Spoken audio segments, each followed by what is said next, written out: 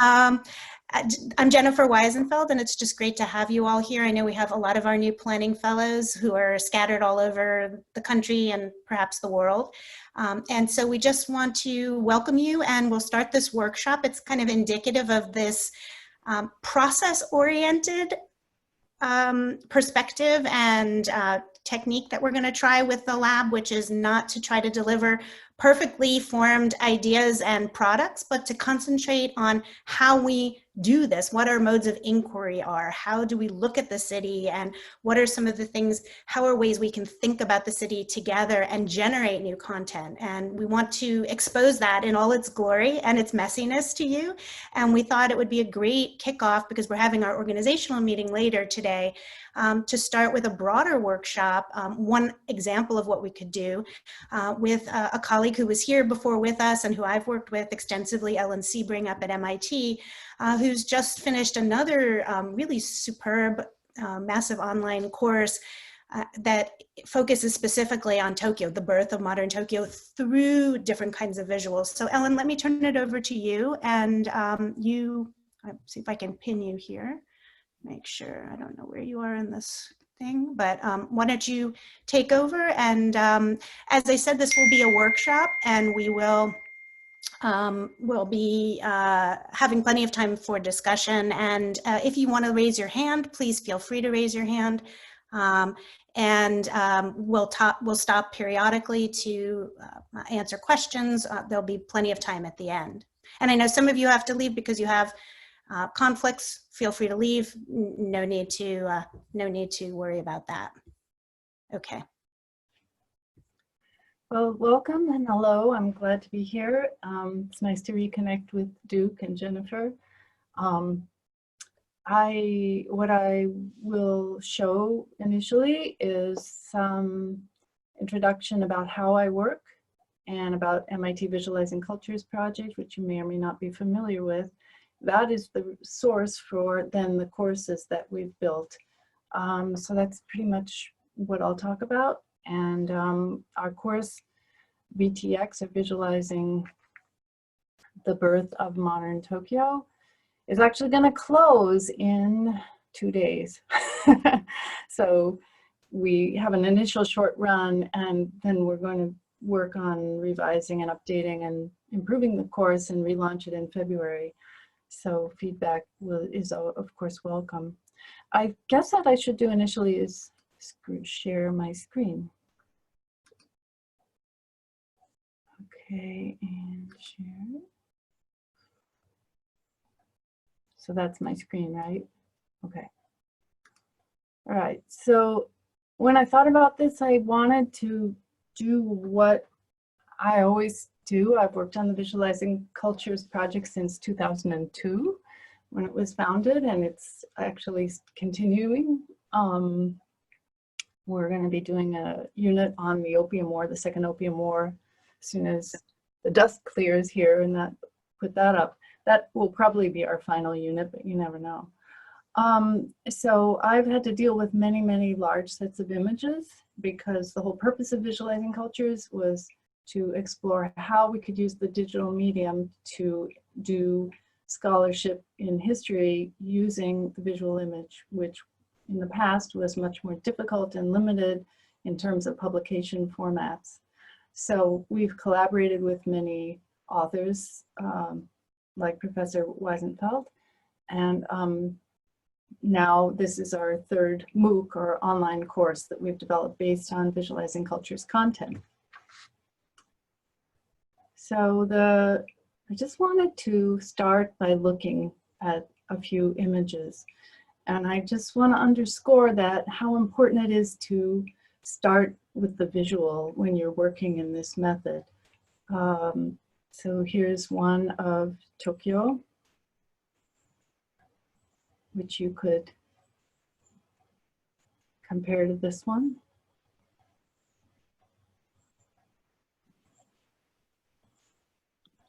And this one.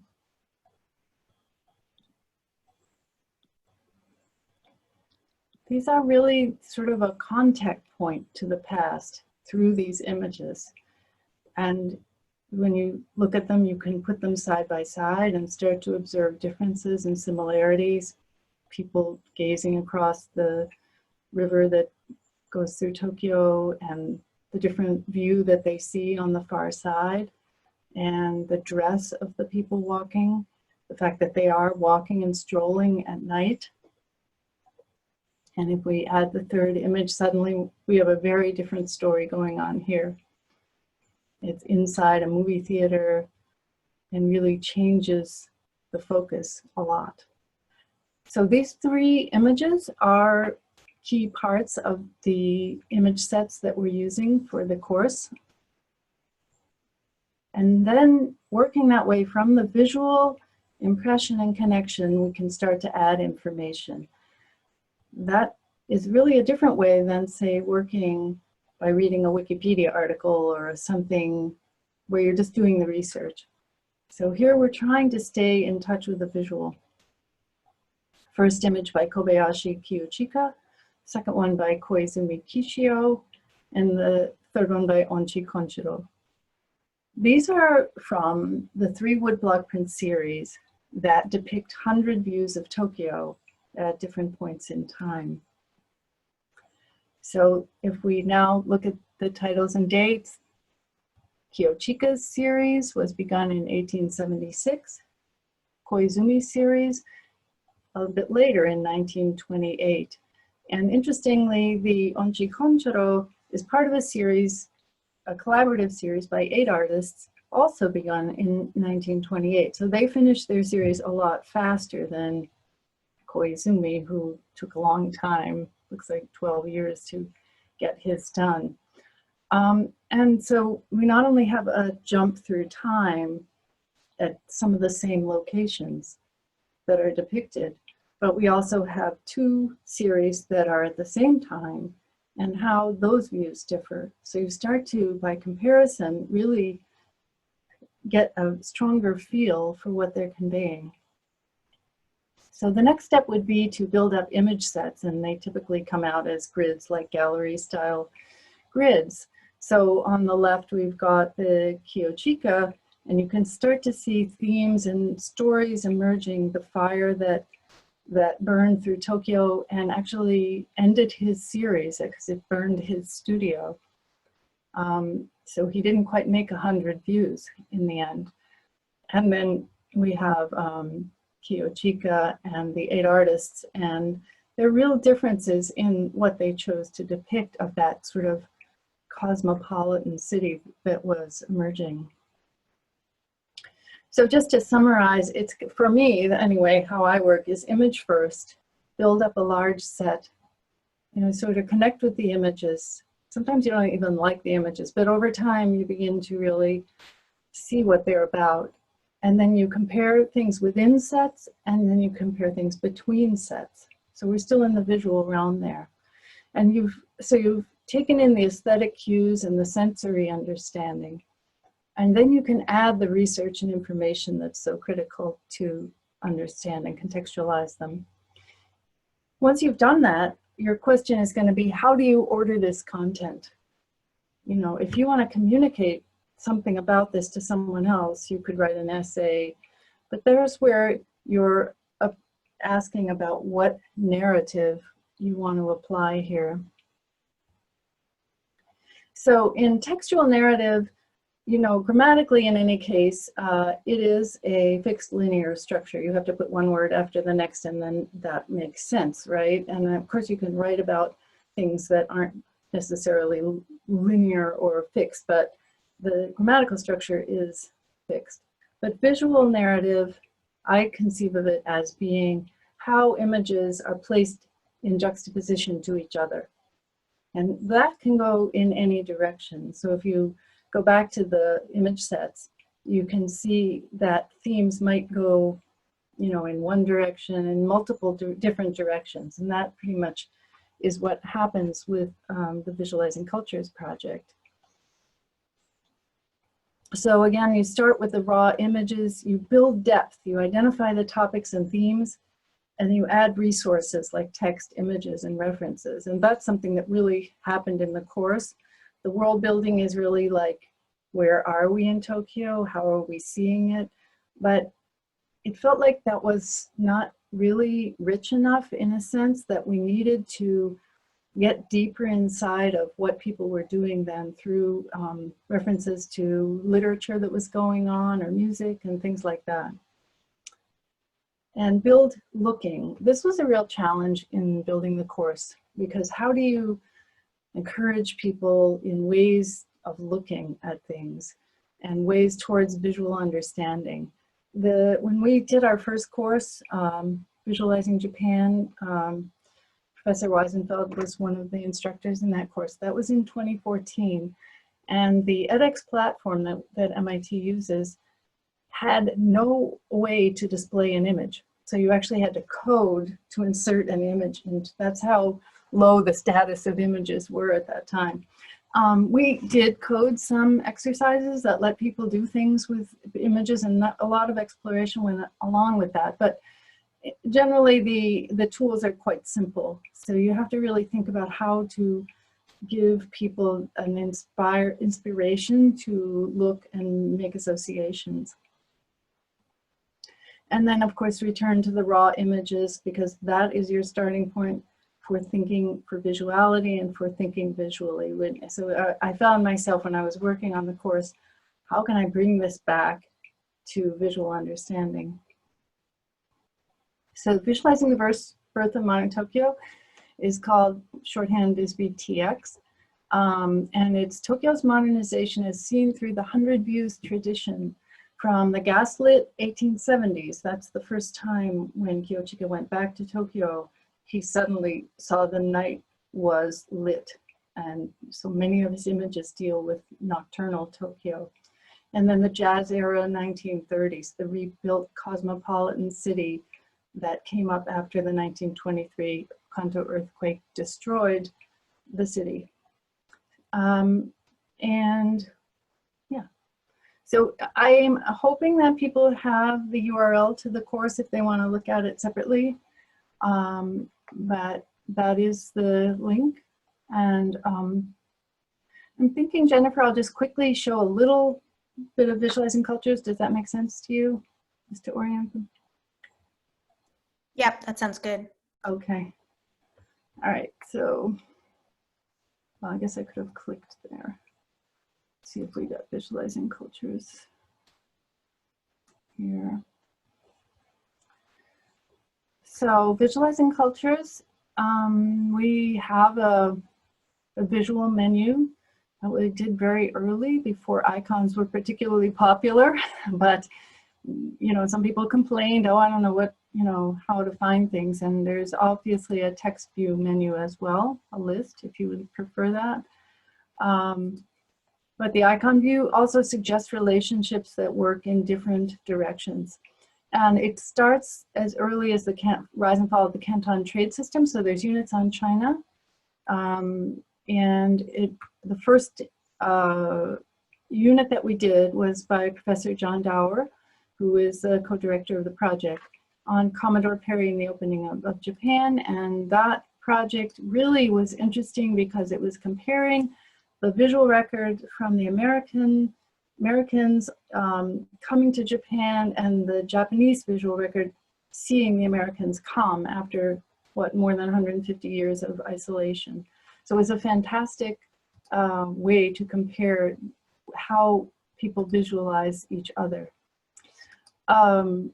And you can see that the basic format's pretty conservative. When we designed this, it's been a long time, we knew that we should design a very scalable interface. So it really hasn't changed since then, and it still works, which I think is something good. And it's really a balance of text and image in a ratio, maybe 50-50. So these are lots of images. This is an early unit, so the images are small because people used to struggle with bandwidth back then. We also do visual narratives, and those are more image-driven series and sets. And we found that we really needed to publish the image galleries so that lots of the teachers who use the project can then have their students go into the images and use images any way that they want. So we wanted to take the images out of the edited or compositional essays. The project goes all the way up to protest art in 1950s Japan and 1960, and we have pictures by atomic bomb survivors. So it kind of, and this is Jennifer's series units on Shiseido cosmetics, advertising, and design in early 20th century Japan. They're fantastic and very popular units. So the reason we did VTX was that Professor Shigeru Miyagawa asked me, he's the other co-director of the project, and he asked me, what did we have about Tokyo, because the Tokyo Olympics were coming up, and he thought, we could do a course for that to help people understand Tokyo while the Olympics were going on. That's why we started it. I don't know if the Olympics will happen, but we'll find out. And we do have several units on Tokyo. This one here, Kiyochika's Tokyo, Master of Modern Melancholy. Both of these series of units are written by James Ulak of the Smithsonian Institution. And then down here, Tokyo Modern, 100 Views of the Imperial Capital by Koizumi Kishio, and the views by the 8 artists. So luckily, we could rely on the scholarship that had already been done in these units to build VTX. I think that's probably enough about visualizing cultures. Yep. Okay. But I'm guessing also that there's a lot of visual information about the built environment and cities nested in all these other units that could be a great springboard to projects and other types of elements, because it's kind of a mixture of scholarship and then primary materials, primary source materials. I agree. For example, in China, we really get into looking at Canton and Macau. So the trading ports that were open to the West, and there's lots of imagism and the structure of the city and what was available to Westerners and what wasn't, and people sneaking in, and there's just all kinds of stuff about how goods were transported and traded in that pretty successful trading system.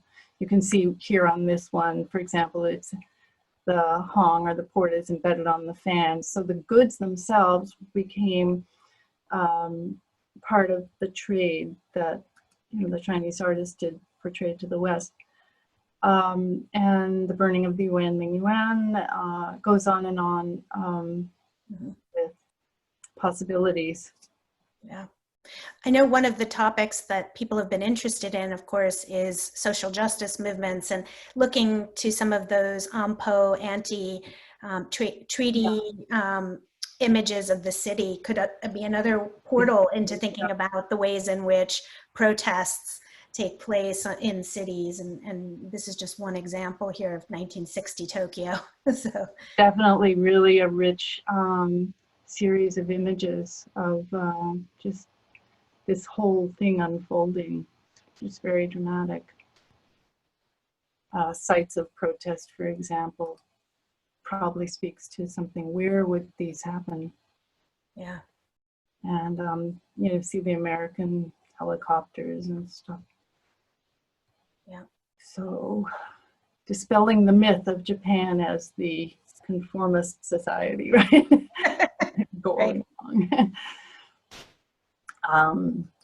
Yeah, so definitely there's a lot there.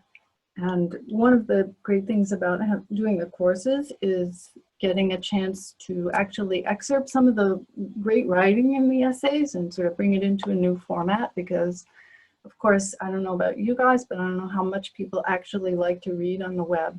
So I kept going back and saying, oh, these are beautiful paragraphs, and pulling them into the course. So that gave us another view at the course. So going on to the course itself, the way, I don't know if any of you use edX, but it's just a platform. You have to fit within it. You can't really invent your own design. And it has an outline on the left. You can make up any kind of outline you want. We typically do it by days. So we try to say in day one, you could do X amount of work and then go on to day two, just to help people structure their time. So you're sort of working out how many days. So this course was 27 days. I think our previous course have been longer than this. So essentially you start with an outline of some kind, and that was based on a script that I drafted and worked on with John Dower, and decided, you know, which themes we should pull out and in what order. So then once that script is made, it's always got images all throughout it, so that when you're in the video shoots, because edX is really based on video lectures, so you have to organize these video shoots. Typically we were having a monitor, they had a script, and they would see, okay, we're going to talk about this image or this series of images now. So that kept the conversation moving around the visual at all times. It's really easy to veer off into just typical giving information. But that being said, Module 1 is kind of a informational beginning, and it's sort of orientation, welcome to the course, and I think that maybe I'll play one video here so you can hear this about maybe the overarching theme of the course, which is this recurring cycle of destruction and reconstruction that Tokyo has gone through. What we see is something very extraordinary. We see a feudal country becoming westernized and modernized immediately after it opened the country to the outside world in the 1860s and 1870s. Then we will see trauma, destruction, because everything that had been built in the modern city was destroyed in the great earthquake of 1923. And then between 1923 and the early 1940s, there was an incredible reconstruction out of the rubble of a modern city. And then came World War II, and the city was completely destroyed again. So it's an incredible sense that we'll be seeing of challenge, growth, destruction, reconstruction, destruction again. It's a remarkable story. That gives you the flavor of the approach. And one thing I found is really helpful is to ask students to state up front their goals for the course. And this is very rich. They often have a lot to express about why they're taking the course. So we do have discussions that are open, and students are encouraged to talk with each other. And they're remarkably thoughtful and civil, and it's really encouraging. One of the things we have throughout the course are references, because there are people who might not know what the EG means or the basic events here, so they can look it up, the reference, if they need it. And yeah, so the issue of cities and mapping comes up right away, and we actually decided to add a video by Professor Hiromu Nagahara, who's teaching history at MIT, about, well, first he talked about name order, because we call the artist Koizumi Kishio, Koizumi, you know, it doesn't really very logical. So he talks about surname and given name and pen names. And I did put a question at the end of that day about what's in a name. And it seems kind of obvious, but people have written also very interesting things about names, and done some thinking about that. For example, the person from Tibet said they don't use last names, which surprised me. So he had a map of Edo on the wall, and he basically that was closely associated with the Tokugawa shogunate. Both the temple complex are a series of shitamachi, or low city. And this was where the commoners lived: merchants, craftsmen, many of whom had their shops and storages and warehouses all along the river, as well as the canals that surrounded it. Speaking of the river, you'll see a major river that cuts across the Shitamachi, and this is to this day known as the Sumida River. Edo can be thought of as not just one city, but several different cities. It's first of all a military city, a defensive city, especially when the shogunate began in 1603. So you had the shogun's castle in the middle, which is being surrounded and defended by a series of moats. You can see the inner moat right here, and you can also see the outer moat that are being connected through rivers, small and large. Edo was also a political city. You obviously had the shogun's castle in the middle again. I could listen to it all day, but I probably shouldn't. But you do see the importance of, you know, this almost became we put this in afterwards. And here he has a later map of 1879 map when Edo had become Tokyo. And one of the things that we have built for this unit, I'm not sure it's going to work here, is you can roll over these locations and you will see the print, the print that you're looking at and where it is in the city and what direction. This doesn't seem to be running, but maybe it'll come up later. And I was worried that the intro would be so long that you would never get to the actual content, and he previewed the content by talking about Nihonbashi and how it drops through time through different visualizations of it. So that gives you a flavor of it. And I think that, no, I don't see, we did have images of that somewhere, but I'm not sure where. So, yeah, okay, so next. This day is on image-driven scholarship, and that was my part about visualizing cultures, disorientation on how that, and that we're going to the Smithsonian to look at original sources, and that raised the question of how important is it to see original sources even when it's someone else holding them versus the digital version. And that was pretty interesting. I also was concerned that, you know, our sources were all male artists, and in fact there are women artists, and for example, and showed one of them and mentioned in some discussions about this and the idea of the moga and the modern girl, that let people discuss that as well. What are missing histories? What's not there in what you're looking at?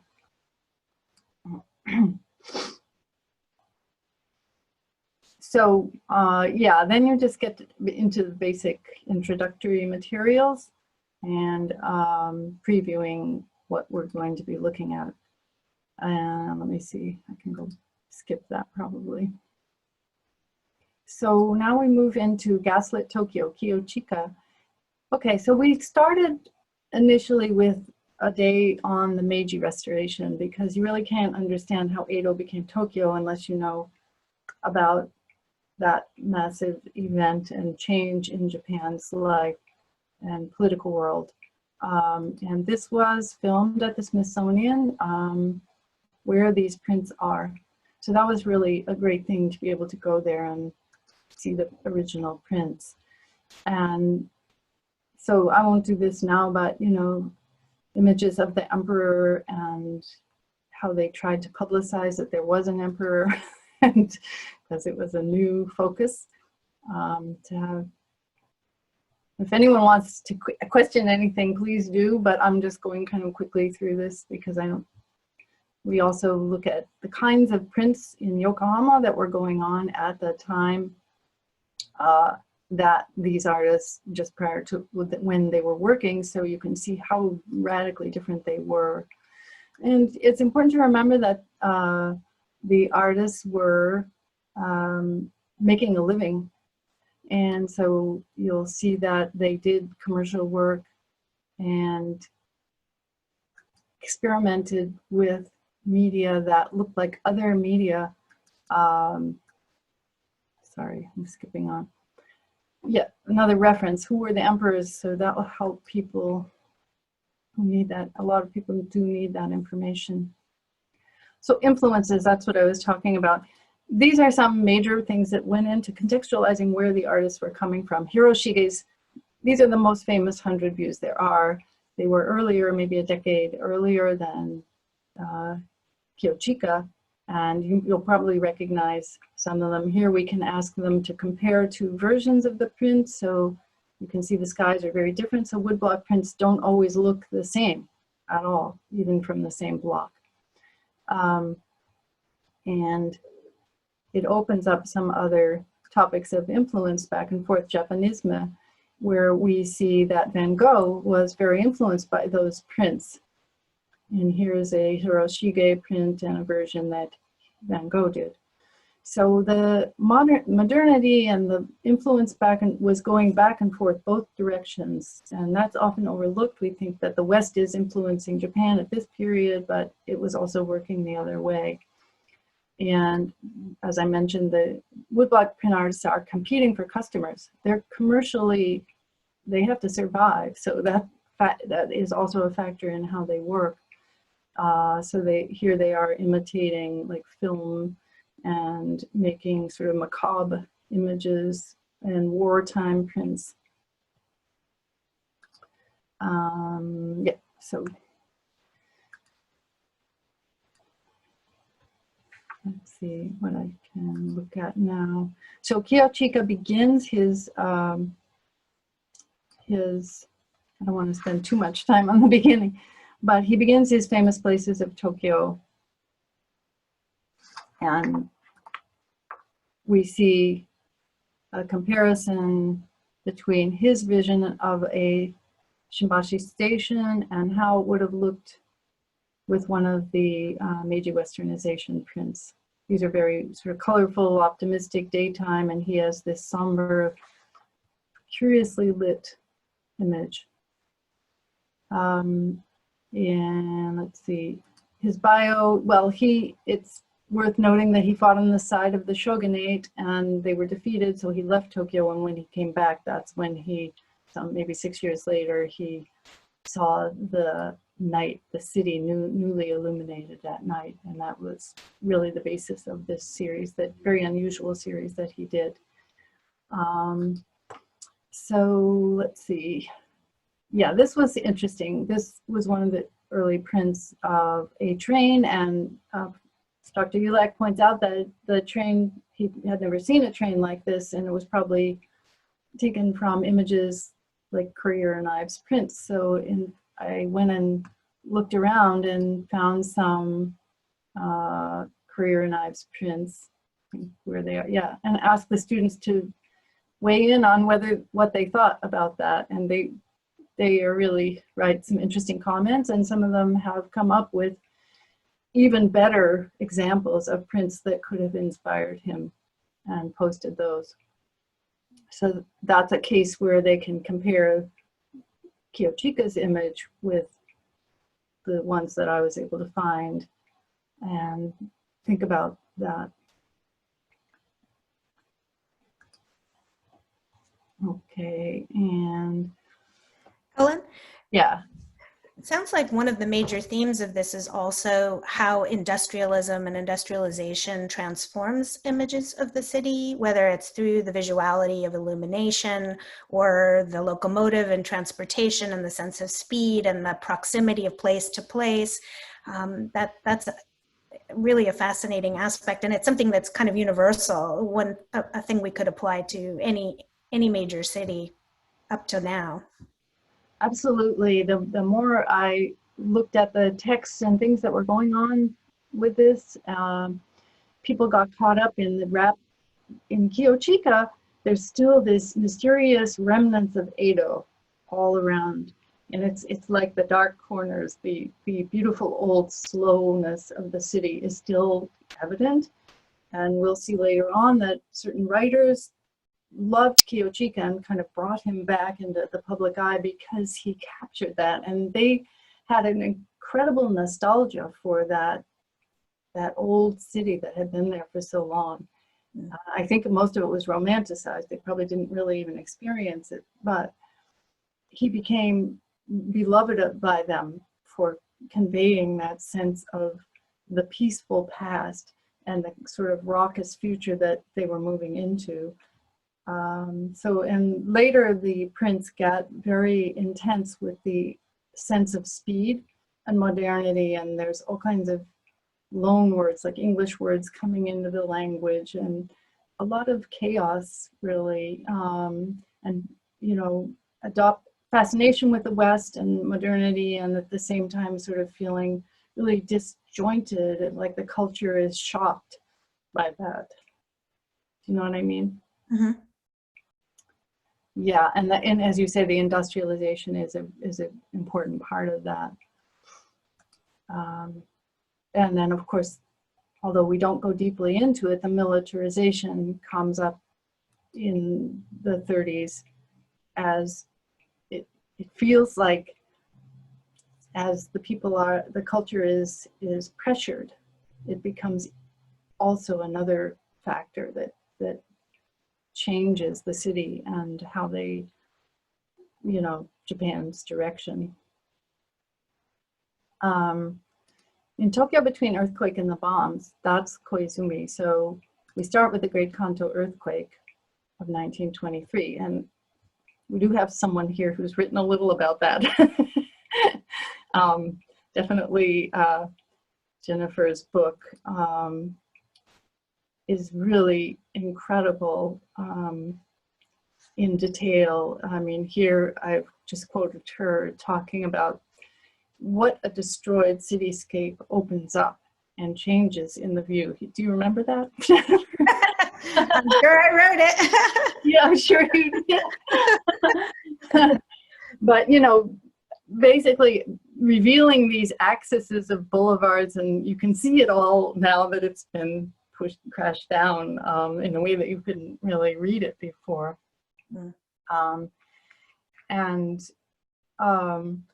She gets much more into the politics of Reconstruction and the use of images in that sense, like built as almost propaganda images, of selling people on the new city. Does that sound right to you, Jennifer? Yes. Yeah, so yeah, you could do a whole thing on this, but one thing I'll point out to those of us who are here at Duke, but actually anybody can have access to it, is that the Rubenstein Library has acquired a really interesting set of postcards of the Great Kanto earthquake that we've digitized entirely. We created a GIS mapped website called Imaging Kanto out of it, but it's really a resource for people who are interested in disasters and cities and want to work from that archive to do other kinds of research. It has a whole different set of overlays. It has maps, a little bit of what you're seeing here, but can be correlated with collections all over the world, because this is the moment of mass culture, and there's so many images of cities in crisis and being destroyed and being rebuilt during this time. So for those of you who, I know some of you are interested in this ideas of cities in crisis, this is a resource we have locally, but can be used in conjunction with other things globally. That sounds great. We did here the photography, and then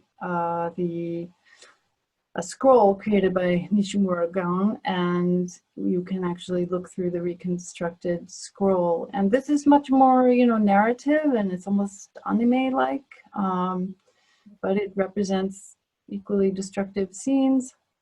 And then we give them very important set by Hiratsuka Michi, who walked around in the destroyed city, in the still burning areas of Tokyo, to sketch the devastation. And the very day of the earthquake, he did a 12-print series. And it's a very spare, very different kind of look. And we then ask the students to discuss, you know, what's your favorite, why, and what do you think about these different ways of looking? Also about the idea of showing bloated bodies, for example, in photographs, and deciding, do we put that in, do we not put that in? And I just thought, well, I'll ask them what they think. You know, here's the swollen bodies. Do you want to see that, or how should that be used? And I think, and also have a little clip somewhere, I think it's in here. Yeah, of Miyazaki's vision of the earthquake in the Wind Rises, which is kind of interesting. Oh, maybe I played past that. Anyway, it's really amazing how he.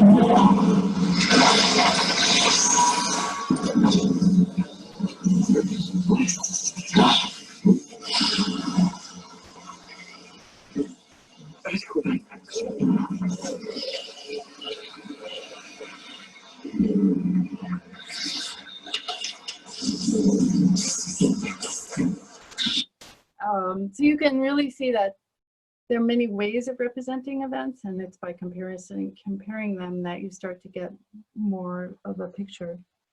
I'm just gonna look. A lot of the course had to do with adding in, just trying to find which day this is on. Year 8. Yeah, I had mentioned talking about night and nostalgia, so it really got into things like the writers who discovered, where is it, Man in the Hat. Yeah, you see very often in Kiyochika's images an image of a person that looks a lot like this. This is the cosmopolitan concept of the flaneur, or the person who wanders the city and just is a little bit out of activity and is gazing. And it comes from a French concept, and it's really written by the writers undertook this. This is Nagai Kafu, a well-known writer, and they really tie in a whole sense of scholarship about modernity and relationships to the urban space, and also global relationships, because these writers lived overseas and were quite knowledgeable. We also have Soseki, the novelist, and Hiromu talks a lot about this text he writes on taking a subway or tram, and the sense of how the city had changed so much through just sound alone. Sound becomes a very important factor in the city, and what modernity meant to him, it was just incredible noise. And he goes all the way to the end of the line. So there's these other windows into the city from other medium.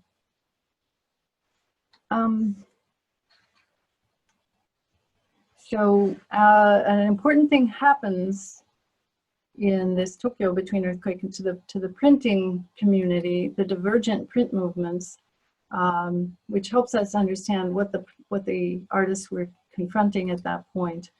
The woodblock print, which had been around forever in Japan, was starting to fade as a commercially viable venture.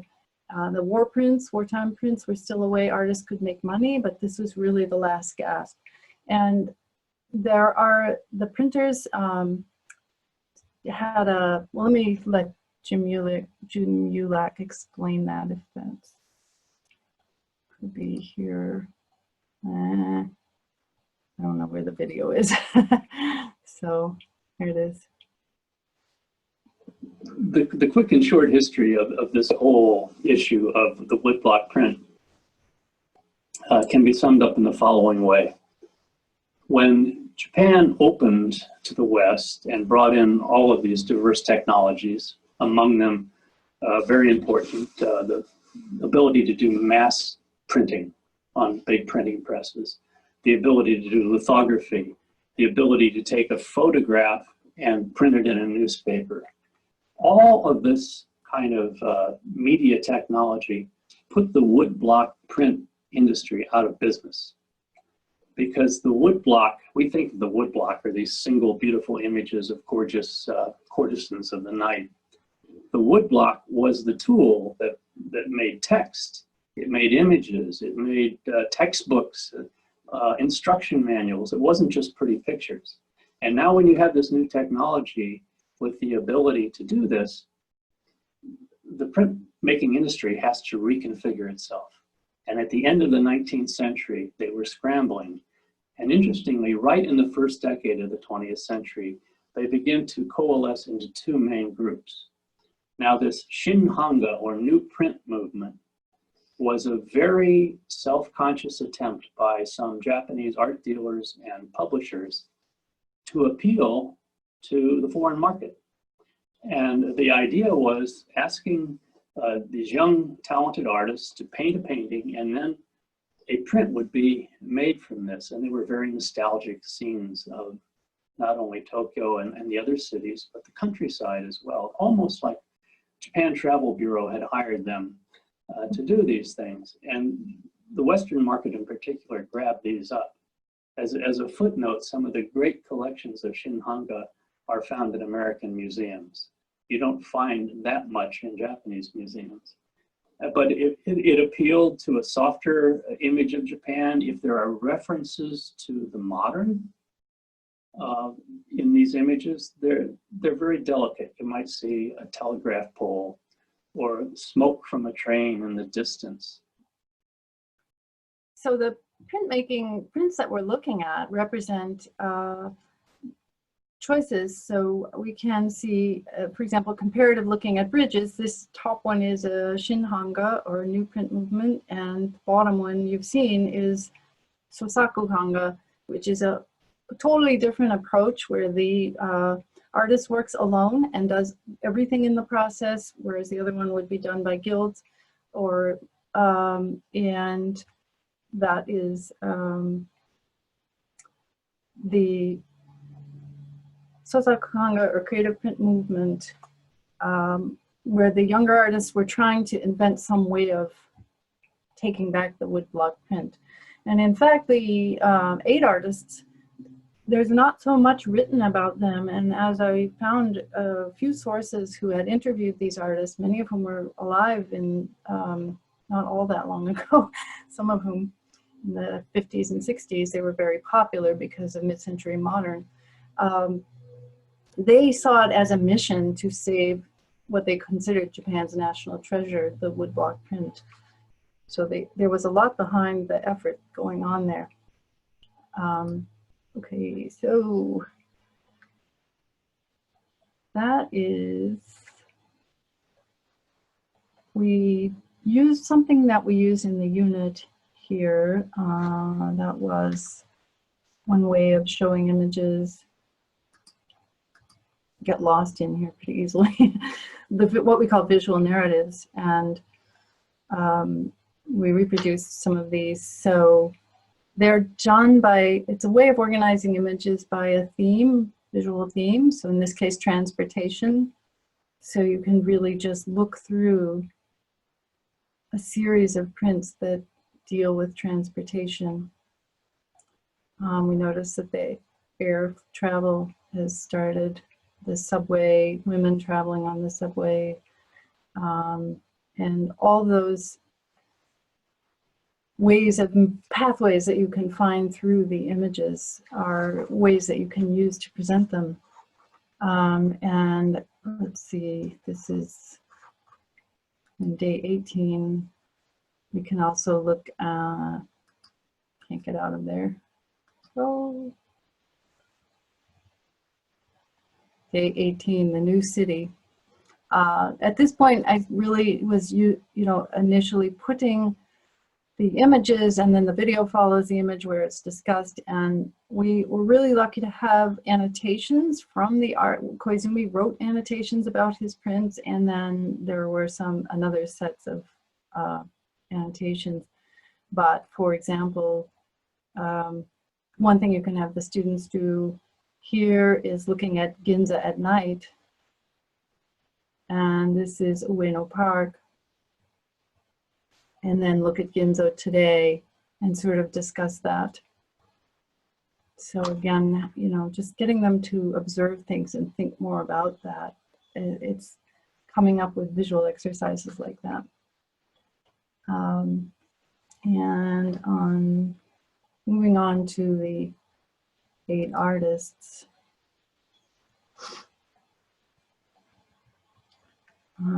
Yeah, one thing we did here was have them discuss what we call in Visualizing Cultures the signature graphic. So each unit, we pick one image ultimately to kind of represent the thumbnail for that unit. And in this case, it was the movie theater image.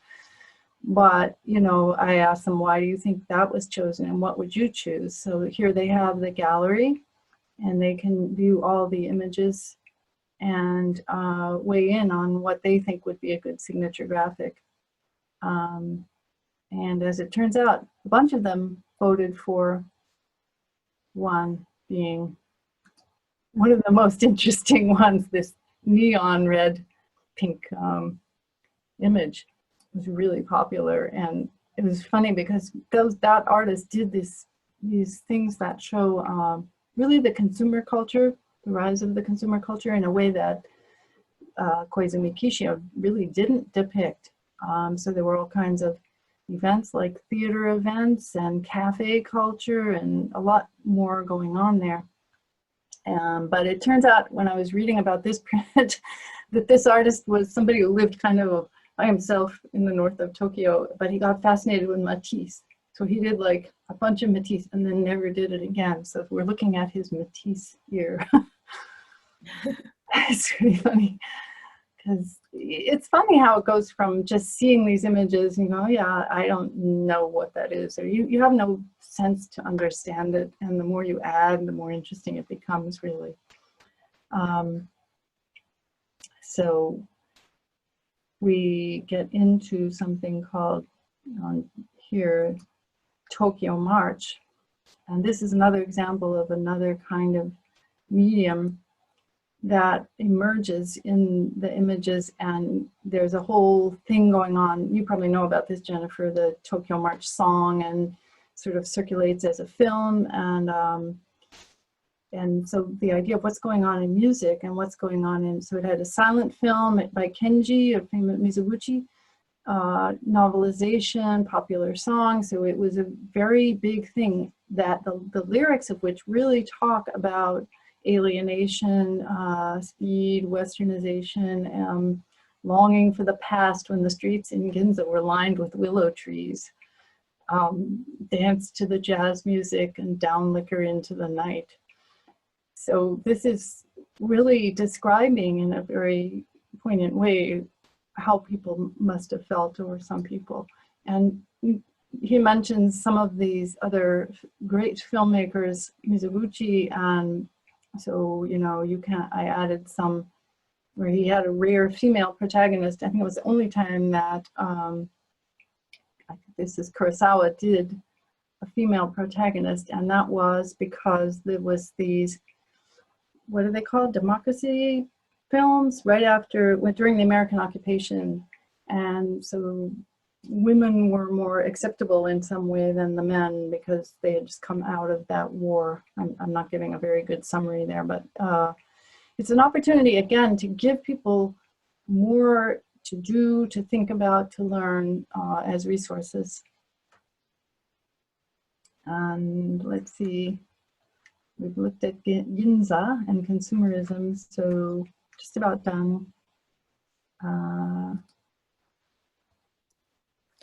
Ellen, am I correct that even when the class goes offline, all of the modules and the materials are still available to view?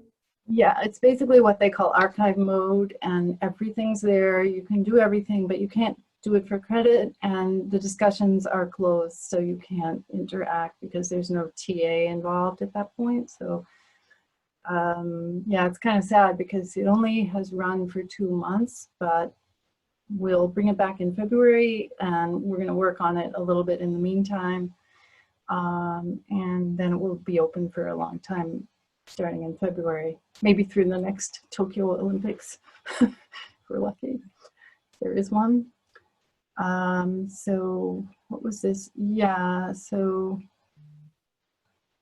this is just them talking about, oh, I sort of skipped, sorry. speed, the idea of speed came up a lot. And in the 8 artists, they get into things that Koizumi, while his images are fascinating and really maybe stronger in a way, the 8 artists touch on things like Mitsubishi, which is one of the Zaibatsu, the family-owned conglomerates that really kind of ran Japan, and in some ways still do, and also helped fuel the war. And that is an image that we see in the 8 artist views. The rising shell station, fascinating. And if I can find it, somebody posted a really interesting image related to that. I'll see if I can find that. They've got the baseball stadium. So this really kind of shows a lot of what people were doing. And we have things like a side-by-side, which sites overlap between Koizumi's 100 views and the 8 artists' 100 views. So if you were interested in that, and somewhere we also have one that includes like Hiroshige and Kyochika. So you could literally take one site and kind of move through time looking at it. But it's curious to compare the side-by-side of the different ways that these were depicted. And then that's just wrapping up, but I'll see if I can find somebody posted a nice. One of the things that I love that you're doing, and I'd love to workshop a little bit more, is we tend to describe images and textually annotate them, but responding to images with other images. What images are evoked and how can you put them in conversation, comparison, juxtaposition, how they're similar. There's all kinds of ways in which you can create, like you said, these kinds of image blocks to start thinking visually and the connections across that. You can do that clearly globally here too, if you want to think about that. So that's a nice way to not resort always to the logocentric textual aspect of cities, because that's another problem that we have with cities, is also that they're spatial. And how do you create the idea of space in another medium that's two-dimensional, or in text, which is narrative, because we're always trying to translate one medium into another, and cities really, they elude that. But how can we do that in maybe a montage almost of images? Mm-hmm. Oh, that is a great. Isn't that a great? Mm-hmm. It's coming from somebody posted in the discussion. This is Edward Hopper. Just 10 years later, she said, on 10 years later.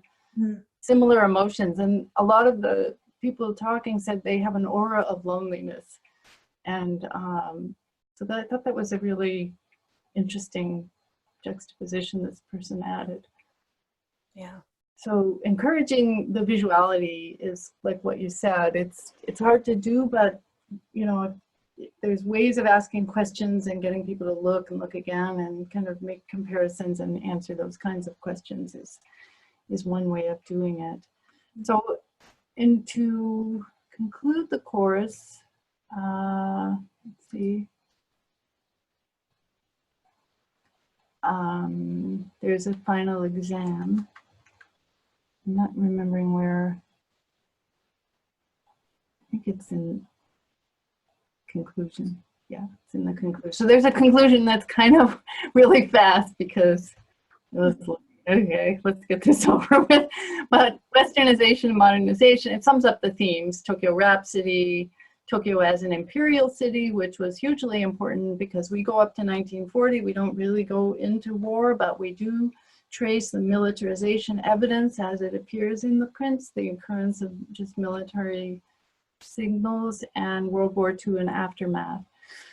What I chose to end with was more 100 views series because this tradition is continuing. So for example, here's one where the person is doing a manga version of 100 Views of Tokyo. That's from 2016.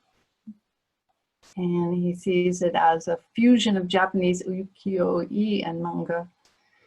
And this one was running when I was building the course, which is in 2019, in Chicago, Art Institute of Chicago, 100 Views of Tokyo, Message to the 21st Century.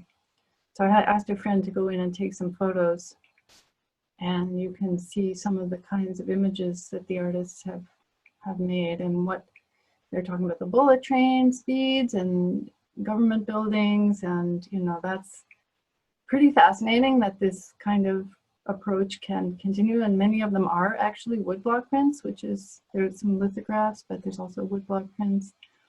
So the basic, what I'm implying here is maybe you want to do 100 views, or what would you do if, what would you choose to depict in your 100 views, and what city would you want to capture, and all of that I think would be a really interesting thing to think about.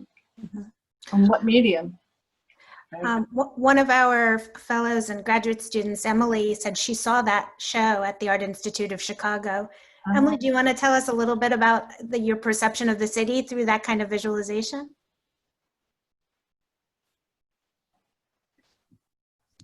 Yeah, sure. I mean, what struck me initially was just the gallery in which they had put it was a very old gallery. Some might say it was in need of renovation, but what was so impactful about that gallery perhaps was the fact that it made you feel like you were going back in time in a way, and then that the way all of the images were sort of organized took you on a journey. I don't remember very well exactly all the pieces that were in the show, but I just remember feeling like it was an immersive experience, like I was suspended in time but also traveling through time. That's a very sort of like poetic way of looking at it, I guess, but that's how it made me feel. Yeah, I mean, you bring up a good point too, which is the affective impact of images and soundscapes and other types of audio, visual, and multimodal types of representation, which is that they evoke feelings and experiential rather than simply informational types of impressions of the city. And how do you capture that?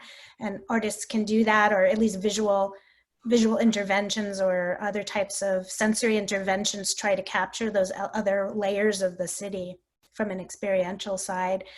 Ellen, would it be okay if I opened it up a little bit to, we have a big group here, and if people want to see more of particular things, or feel free, I've got the list here. Raise your hand if you want to say something, or jump in. Gonna keep an eye out here. I know a lot of people here also work on other cities, and I'm wondering if this could be an interesting springboard to thinking about comparing to other kinds of cities and other places. I mean, my question would be, do people feel like, even having seen this much, which is, quick, do you feel like you know something more about Tokyo? Do you have some connection that you didn't have? Yeah. Yeah. Yes. Lots of thumbs up here. Yeah. And maybe, if there was one thing that stood out to you, what would it be of all these kinds of things? We've seen a lot of different things. I mean, one thing that stands out to me, having worked on photography during this time period, is that other modes, even though printmaking was on the decline, at least it still had color. And you have most photographs early on have black and white, and we tend to think of these time periods in black and white, which they weren't. And so just reinserting color and dynamism, we always think of photography as the most realistic and accurate type of way to depict events or cities, but actually they're very limited and partial. It's as limited and partial as any other kind of medium. So this gives us another, a more of a 360-degree view with the Technicolor added back in. That's a really good point. The color is so powerful, and you kind of forget that. They're just, definitely when I was asking them which medium they preferred, there wasn't like, oh, this one's better. There's just that they all fill in some piece of it, of the puzzle. Yeah. Yeah, but Amy, you had a question? Yes, hi. And then Elizabeth. Thank you for that wonderful presentation. I've been meaning to take this course since, yeah, I've heard about it, but I just haven't had time, and I'm really looking forward to browsing, and thank you for this introduction. Gorgeous images, and lovely. And of course, in this moment when we're all trying to get online, courses, it's like it feels very timely. But I have two layers of questions. I don't want to take too much time, but one is more practical about just doing an online course like this. I'm assuming it was all asynchronous. And and then also the reiteration. So you're sort of putting it out again, after all these years. And in terms of technology and updating the materials and so forth, is this, you said the platform felt a little bit aged because, technology, yesterday's technology is already outdated in some ways. So how do you make it new again and relevant, and so forth? And then reaching a wider audience, I wanted to, because apparently this is sort of a global audience that you're reaching, even though it's all in English. I'm just wondering about your experiences there for those of us who, may aspire to a wider audience for some of, our future endeavors that, seem much more realistic these days. I mean, I'm in Zoom meetings from around the world these days, for better or worse. And then the last, I guess, yeah. And then the other question is more content-wise, specifically related to my own work, which is about, trauma and war and violence, and, in terms of the, modernity and wartime and so forth. And I did notice that, there were some modules talking about missing histories and, the question about the swollen bodies that you chose not to visualize. And of course, 1923, the Great Kanto earthquake, there was a huge violent massacres of, the migrant population, especially the Koreans at the time. And there are a lot of photographic images that have emerged since then, visualizing this, the horror. And I know that visualizing cultures was also controversial with some of the Chinese students who, didn't like the way, sort of the war or the relations with East Asia were depicted. So I'm just wondering, as you, reach a much wider audience, especially today, in the next iteration, I wonder how you navigate some of these controversies and the kind of trauma that could potentially arise from your students accessing some of the really challenging images. Because, when I teach trauma in class and it's one-to-one, face-to-face, and, there's this huge disclaimer, right? But still students are struggle with this kind of history. So yeah, sorry, a lot of questions. See if I can remember everything. Yeah, well, just in terms of our courses, VJX, Visualizing Japan, the earlier course, had run for many years, since 2014. And I happened to be TAing at this last year run. And all of a sudden in March, it went from, a few hundred to 300% higher in like a week, because suddenly there was lockdown. And a lot of people started taking the course and saying, oh, I'm so happy I have time to take the course. So clearly they really went for the online experience when they needed to.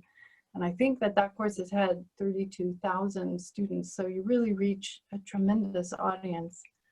Rewinding back to the Visualizing Cultures incident, it's called, this was protested a unit on the Sino-Japanese War, and they were war prints done, a lot of them done by Kiyochika, who later in his life made money by being one of the very best war print artists.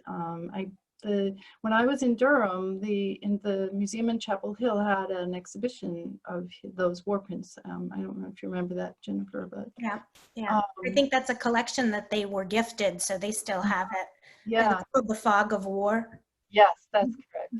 So they are shown, but as you say, how do you contextualize it? Because you walk into the museum and you've gone there and you're prepared for whatever. But online, clearly there was not enough contextualization, and the protest began with the Chinese students from mainland China who were enrolled at MIT. So they're very educated students. They were not, but they objected to the way these were presented, that they hurt them, that they were offended by these images. So we had a lot, unfortunately that attack just took off with some kind of groups and went around the world, and then it got on the news that Visualizing Cultures had to close down their site because of these protests. And so that's been turned into, I think Duke has an academic journal out on this incident and what the issues are. Can't remember. Positions. Yes, Yeah, position. and our former colleague Jing Wang edited that issue if people are interested in reading about it. So images online, it's not, you know, I think people are pretty sophisticated now about that. Used to seeing lots of things, but I always, having worked on doing the images by survivors of Hiroshima, that was so grueling and difficult to look at. In that case, those images, which are one of the last units in Visualizing Cultures, are to me much worse than the photos, because people's memories and their ability to convey them are so powerful and full color, and they're just garish and horrifying. And after 3 months of embedding in those, I really felt like being a little careful about what you force people to look at. And so I'm not against showing it, but I think you have to think about how you're going to do it and how you're going to set it up. Yeah. So just for those who might have missed the thread between, there's Visualizing Cultures, which is that online image-driven website at MIT on OpenCourseWare. Then there was the Visualizing Japan class, which was a MOOC. And now there's the Visualizing Tokyo, which is another MOOC. It's the last class that was created, this one that Ellen just showcased for us today.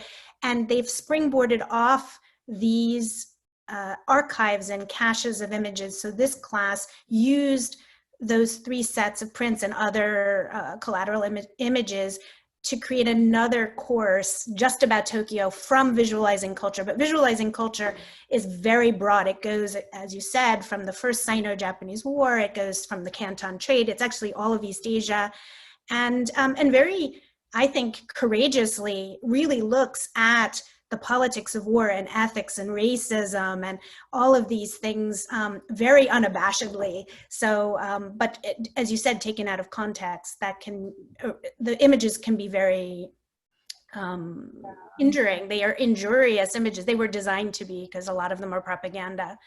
But just back to cities. Elizabeth, you had a question? Yes.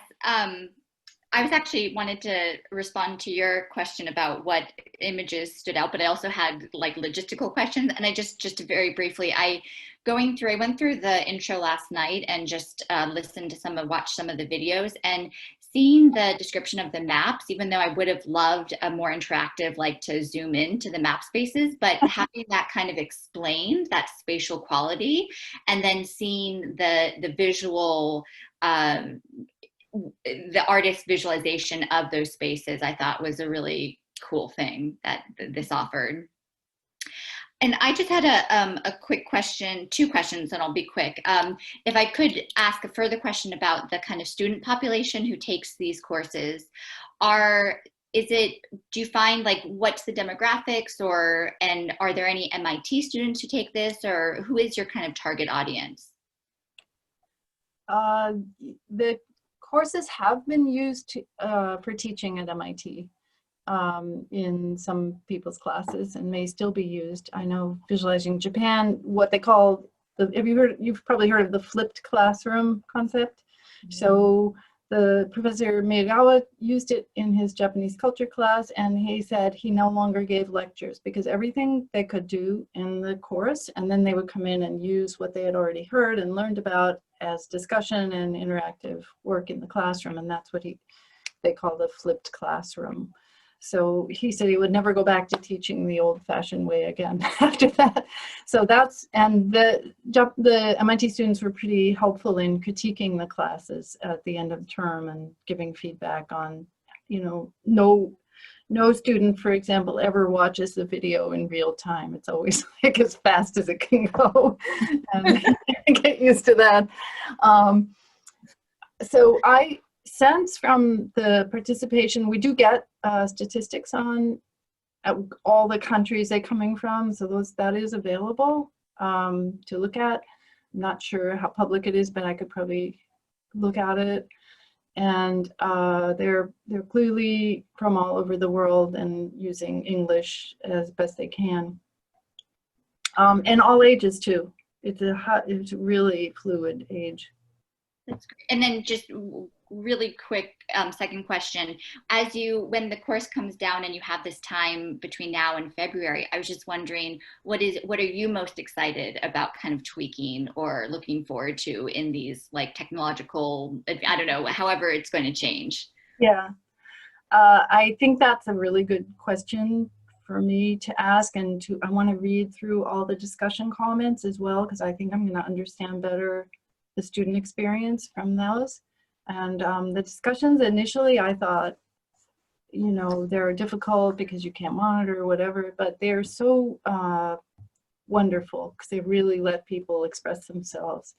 And they really are looking and thinking, and that's great to see. I do think that the assessment exercises are really hard because, and I think that's what I have to deal with, the multiple choice things. Sometimes people write, no matter how hard I try, I can't get this right. Well, I tried to base them on texts in that day's work, but they're still really hard to answer. And especially if you're asking people, like sometimes how is an image composed? It's so subjective. Some of those are hard to answer. So I definitely have to revisit those and see if I can improve those assessment questions, because it's discouraging if you can't get them right. Like some people are like, I'm doing research, where should I look? I can't answer this, you know, and so clearly they need to be improved. But one of our thoughts about when we started the thing and regarding the Tokyo Olympics issue was people would be going to Tokyo, and we talked with NHK about putting together an augmented reality version so that you're in the city and you have your phone and you can go to these locations and bring up the visuals, which would be just really, I think, fun thing to do. And I had mentioned to Jennifer some of the other new things that are going on that I'm sure you are seeing on YouTube, for example, I think especially during the lockdown isolation periods, are the people who are YouTubers who do walks, and they walk through Tokyo with very good camera, very good stabilization. You can hear everything. I see somebody, Brian, saying yes. So you've seen these things. They're very wonderful because they don't talk. They just take you through these neighborhoods. So in my dream, I want them to walk through the 100 View series. I think that would be so cool. Yeah. Yeah, I mean, in many ways, these images create their own sub guides of places, and they determine the paths that you want to rewalk those. And I found with disaster images too, that when people go back through, they want to take pictures of the places that were spectacularly destroyed and see how they've been rebuilt. And then they're interested in what they look like before they were destroyed. So you get the before, after, and they create these theologies of images that already create a path of visualization that directs the viewer and directs the body through space. Sheila, you wanted to ask something. Yeah, hi, Ellen. So, I mean, obviously visualizing cities where, you know, our lab is called that. And process questions. So is it best to basically start out with the images, right? In other words, I don't know, choose a city and then just try and find as many images as possible. Is that sort of the, and you know, as teachers, scholars, right, students, right, we think we have to start with some kind of text, but maybe that's not where we should begin. Maybe images is where we should begin. Well, certainly for my work, I'm always hunting for image sets, and I'm always believing there's something I haven't seen that I can uncover. With Japan, it's not a problem because it's such a visual culture that you find more and more and more. But I've been working on China Boxer Uprising, and finding really Chinese images has been really hard. You can find Western images of it and images from around the world, but you're always looking for something. So that's sort of the organizing principle for Visualizing Cultures' work.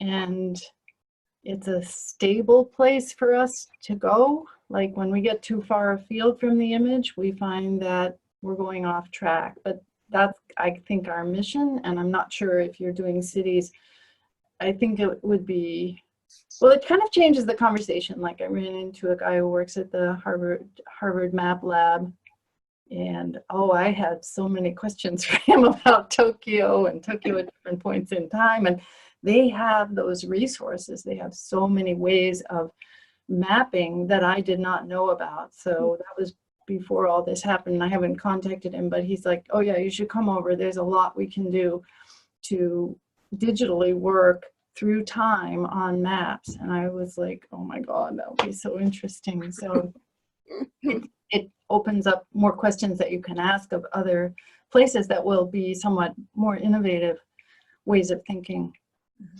And you might see trends that you wouldn't necessarily see just because they, Yeah. if you, like you said, when you wand over things, you can kind of get that progression over time. And do you mainly focus, at least initially, on sort of not state-sponsored, but sort of archives? In other words, one can always like come up with really horrific things if you just type into a Google image search or something like that, Yeah. Especially if you're looking at like ancient sculpture. I don't know. So do you start out with sort of known archives of images? Well, sometimes we do have like a book or something that we want to work with, and then we expand from there. But sometimes it's a topic, and it's really iterative. Like if you find something and you keep poking, you end up unlocking some source that really, really helps. In archives have gotten so much better now. They have much more material that they actually let you get to. Right. I'm thinking of, I worked on a parallel project on the Salazar regime in Portugal, and the Gulbenkian Foundation had photographs, a huge, beautiful photograph collection. And there's not a whiff of protest anywhere. So what are you asking yourself? Was there just no protest during the Salazar regime in Portugal? So then you've got to go to these archives. They were quite locked down. They were not letting anything out particularly, but Life magazine had an article that, so it just depends on trying to find as much as you can for your topic. And it really, usually if you keep pushing, you end up finding some really good stuff. Great.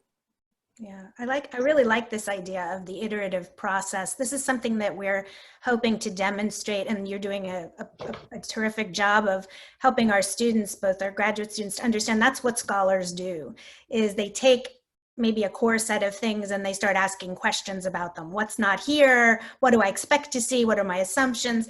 And then you start poking again. You can sort of poke that and you start finding other things or other, and sometimes there are no archives for what you're looking for. And then you have to really think about what's missing. But sometimes there are alternative ones. What's the official narrative? What's not? How cities want to represent themselves. I just think about the Durham crime map, or those kinds of maps. There's ways of mapping social interactions and things that cities don't want necessarily on the front page of their Chamber of Commerce. And so, because so many images are used to propagate. Well, thank you so much, Ellen. This has been fabulous. Really enjoyed chatting with you. And I know I could do it for another couple of hours, but I gotta let you go. So thank you for kicking us off. I think this is giving us a lot of food for thought for the later meeting. And we'll be in touch still. So thank you very much. Really appreciate it. Good luck and thank you so much. I really Thank you. Okay. Thank you. Bye. Bye.